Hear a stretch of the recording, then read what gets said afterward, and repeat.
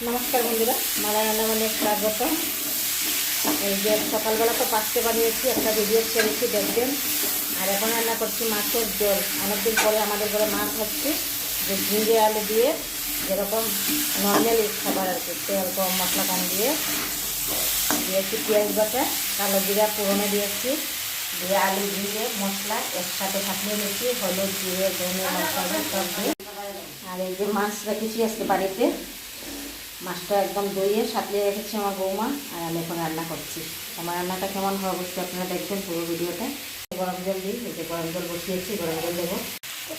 আমার কষানোটা হয়ে গেছে, এখন আমি দুধটা দিয়ে দেবো, দিয়ে ভালো করে ফুটিয়ে নেব। তারপর দিয়ে দেবো মাছগুলো।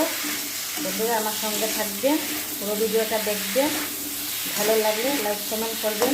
এখন ঝোল দিয়ে দেবো। বন্ধুরা আমার তরকারিটা পুরো কমপ্লিট হয়ে গেছে, এখন আমি নামিয়ে নেব। সব মাছগুলো আমি দিয়ে দিয়েছি। আর আমি ভুলে গেছিলাম, মনটা ভালো না একদমই। আমাদের আসামের একজন রত্ন হারিয়েছি, তাই আমার সব সময় মনে পড়ছে। আমার ছেলেটা মরে গেছে, মানে কি করব, আর দুঃখটা আমি নিতে পারছি না, পাগল হয়ে যাচ্ছি। এই যে হয়ে গেছে, হ্যাঁ আমার ছেলেটা আবার 27 বছরের ছেলে চলে গেছে, সেই দুঃখ বুকে নিয়ে আছি। এর মধ্যে একটা ঘটনা ঘটেছে, ভালো লাগছে না। আজকের জন্য অতটুকুই। Bible tata. মকা মাছ দিয়ে আর টমেটো দিয়ে রান্না করবো।